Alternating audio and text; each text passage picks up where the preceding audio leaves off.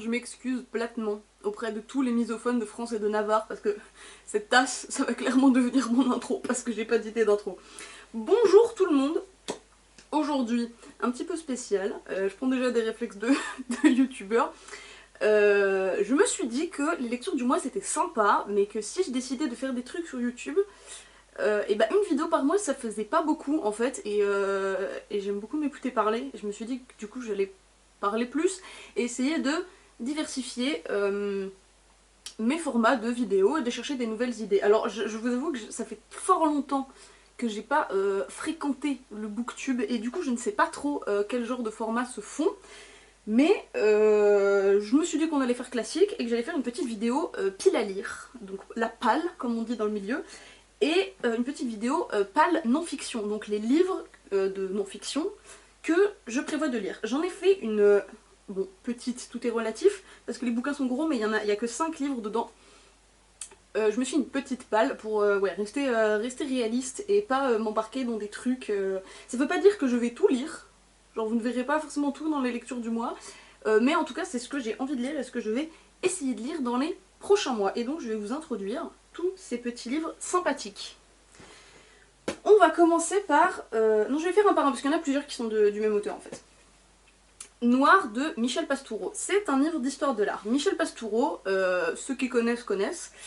Il s'agit, alors c'est un historien médiéviste, il n'est pas historien de l'art à proprement parler, mais il est très, enfin, les livres pour lesquels il est le plus connu, c'est ces livres qui sont du coup plus orientés histoire de l'art, qui parlent des couleurs. Lui, son trip et le truc pour lequel il est connu, c'est la couleur. La couleur dans l'histoire, et donc dans l'histoire de l'art, parce que c'est dans l'art qu'on emploie la couleur, tout est logique. Et du coup, il a fait plusieurs livres qui s'appellent bleu, rouge, jaune, et genre dans bleu, bah, il va t'expliquer tout le panel de signification que peut avoir la couleur bleue dans l'histoire de l'art au fil des siècles, etc. J'ai pas encore lu, c'est plus connu, genre le bleu, le rouge, le jaune et tout, je les ai pas lus encore. J'ai lu déjà un autre de ses bouquins sur les rayures, qui était très intéressant et très chouette et qui m'a, en réalité, je l'avais lu il y a... Si, je l'avais lu il y a un peu plus de 2 ans, parce que, alors ceux qui sont sur les vidéos lecture depuis le tout début, genre la première que j'avais faite sur Insta en IGTV il y a 2 ans, j'avais parlé de son bouquin sur les rayures. Mais depuis je n'ai pas relu Pastoureau, alors que j'en ai plusieurs de lui, et donc j'aimerais bien lire son livre sur le noir. Sur la signification... Tiens, derrière le livre, là, il y a le bouquin sur les rayures s'appelle Rayures l'étoffe du diable. Donc j'ai bien envie de lire son petit bouquin sur le noir. J'en ai un autre de Pastoureau qui s'appelle Les couleurs de nos souvenirs. Donc je sais pas si... Je me suis pas renseignée, je suis vraiment en carton. Je ne sais pas si il est paru avant ou après tous ces livres. Je vais regarder la date de parution. S'il est paru avant ou après tous ces livres sur les couleurs individuellement, si ça se veut être une synthèse. Alors, en fait, ça peut tout aussi bien être une synthèse de tous ces livres sur les couleurs individuelles, comme le point de départ de sa réflexion sur les couleurs. Et j'avoue que je n'en sais fichtre rien parce que je n'ai pas fait mes recherches comme un bon bolos, mais comme ça, quand je l'aurai lu, ça me fera des... Là, j'aurai fait mes recherches et ça me fera des choses à dire sur la vidéo de quand je l'aurai lu. Donc oui, j'en attends pas mal de ces deux petits Pastoureaux là, parce que ouais, le premier que j'avais lu, il était vraiment sympa, accessible, facile à lire, j'avais appris plein de trucs qui m'avaient été vraiment utiles pour mes cours, donc on verra très bien. Ensuite, j'ai des gros pavés. Bon, ceux-là je vais les présenter en même temps. J'ai prévu de lire Histoire de la laideur et Histoire de la beauté. Tout est dans le titre, j'ai envie de dire. J'allais dire écrit par Umberto Eco, mais non, c'est bien précisé, sous la direction de Umberto Eco. Donc, enfin, ça c'est... Donc, c'est-à-dire que c'est pas lui qui a tout écrit. Mais c'est très courant dans le milieu universitaire, même si c'est pas... Ça n'a pas l'air d'être c'est pas un bouquin universitaire, c'est plus grand public, mais c'est... Enfin, c'est courant en fait dans le milieu universitaire que les livres soient le fruit du travail de plusieurs chercheurs, de plusieurs auteurs et autrices, qui sont regroupés sous la direction de quelqu'un qui chaperonne tout le bouquin. Pour ceux qui ne situent pas Umberto Eco, clairement ils l'ont mis en énorme et ils ont vraiment valorisé ça parce que c'est absolument vendeur Umberto Eco. C'est un écrivain. Il est écrivain. J'ai regardé, pour le coup, j'ai sa petite fiche Wikipédia à côté, parce que bon, là, j'ai un peu vérifié quand même. Il est, entre guillemets, seulement écrivain. Il est défini sur Wikipédia comme écrivain et érudit. Et franchement, est-ce que c'est genre, ça veut rien dire, il n'y a pas de diplôme d'érudit, il n'y a pas d'école d'érudit, il n'y a pas de master d'érudit, mais quand on te définit comme érudit, ça claque. Mon volet vient de se fermer, j'espère que ça a pas flingué la lumière.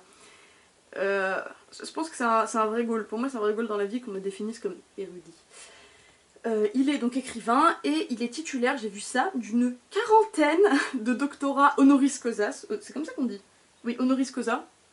C'est-à-dire qu'il n'a pas fait de thèse, il n'a pas fait 40 thèses. C'est juste au vu de son expertise, enfin dans les faits en fait. Certaines universités ont décidé de lui dire bon, t'as pas fait de thèse, mais c'est tout comme si t'avais un doctorat, tiens, on te le donne poteau. Et donc le type en a une quarantaine, alors je sais pas exactement en quoi, mais je suppose en littérature, en histoire, en sémiotique, etc. Il est surtout très connu pour son roman Le nom de la rose, qui est connu pour être un fourmillement d'érudition et de connaissances sur le Moyen-Âge. Et les moines et tout le bazar. Et oui, son cheval de bataille un peu, c'est la sémiotique, donc l'étude des symboles, des symboles, des choses cachées derrière les éléments, et de comment ces symboles évoluent au fur et à mesure de l'histoire, enfin je sais pas, par exemple, on parle du nom de la rose, j'ai pas lu le nom de la rose, je parle des trucs que j'ai pas lu, mais l'évolution de la symbolique de, par exemple, la rose, ou de plein de trucs. C'est à peu près ça la sémiotique pour faire très très gros. Et donc, tout ça pour dire que c'est plutôt une tête, et ça m'étonne pas qu'ils aient mis ça, enfin, il l'a vraiment dirigé, mais qu'ils aient mis ça vraiment en gros sur la couve, parce que clairement c'est vendeur. Par contre, je regrette un peu, c'est peut-être que j'ai mal regardé, mais je ne trouve pas les noms, enfin ils doivent être clairement écrits quelque part, mais je ne trouve pas les noms de tous les gens qui ont écrit le reste du bouquin, parce que du coup, eux, ils sont clairement pas mis en avant. Mais donc, j'ai bien envie de lire ces deux petits bouquins. Je dis petits, comme ça on ne dirait pas qu'ils sont petits, mais je pense que c'est l'édition petite, parce que c'est vraiment écrit, mais minuscule. Il y a des très belles photos d'ailleurs. C'est vraiment écrit minuscule, donc je pense qu'ils sont sortis avant en encore plus grand format, donc ça c'est le format poche. Ça c'est le format poche. Le Histoire de la beauté, il est à ma daronne, elle l'avait acheté je crois à la boutique du musée des Offices. Et ça, il est à moi, Histoire de la laideur, je l'ai eu pour Noël, et je n'ai toujours pas lu. Donc, tout est dans le titre en fait, c'est une réflexion, une rétrospective, une espèce de typologie peut-être, sur l'évolution de ce qui est considéré comme donc beau et laid, à différentes époques. Celui-là je l'avais commencé, mais je l'avais un peu lâché, il est bien, hein, mais je me prendrai le temps de me plonger dedans en temps voulu, et j'aimerais bien lire les deux à la suite, donc il faut que je ménage un moment où j'aurai le temps de lire les deux à la suite. Il pèse vraiment un âne mort, enfin c'est très bien, le papier est très très bien, bon c'est du papier glacé, j'aime pas, ça fait crunch aux ongles, mais c'est très beau. Et ouais, il y a vraiment des belles images, c'est un beau livre quoi, c'est genre le nom de la catégorie c'est beau livre, et en même temps, pour un bouquin d'histoire de l'art, tu m'étonnes que c'est... Regardez-moi ça, ces belles doubles pages là, quel plaisir. Donc j'ai hâte de lire ça, je sens que je vais apprendre des trucs, et ça va être très sympa. Le dernier, last but not least, j'ai envie de lire Shadows, Fire and Snow, The Life of Tina Modotti par Patricia Albers. Je n'ai pas encore parlé dans mes lectures de mon amour pour Tina Modotti. Pour faire rapide, Tina Modotti c'est une photographe d'origine italienne qui a pratiqué la photographie dans les années 30, 40, 50 dans ces eaux-là. Elle a immigré aux États-Unis, puis au Mexique. Pour vous situer le personnage, c'était une best pote de Frida Kahlo, en gros. Et c'est un personnage historique absolument fascinant que j'ai étudié en terminale pour mon option Histoire de l'art au bac. Et long story short, c'est grâce à elle que j'ai eu mon bac, parce que vraiment j'ai eu 16 à mon épreuve d'Histoire de l'art, et rien que pour ça, je lui donne ma reconnaissance éternelle pour m'avoir permis de valider mon bac. Et donc ce livre nous avait été recommandé à toute ma classe par mon prof d'histoire de l'art de terminale. Je ne l'avais jamais lu, déjà parce qu'il coûte un rein, il y a encore l'étiquette, il coûte 35,20 €. Oui, parce que je ne l'ai pas acheté. En fait, ce bouquin, Je l'ai piqué à une pote qui avait lui-même piqué à un pote. Donc en fait le mec ne retrouvera jamais son livre. Et donc j'ai pas déboursé un seul centime pour avoir ce livre parce que clairement sinon je l'aurais pas acheté parce que je n'ai pas 35 € à mettre dans un livre.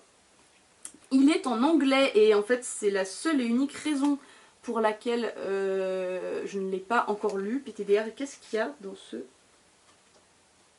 Qu'est-ce que c'est que ce truc?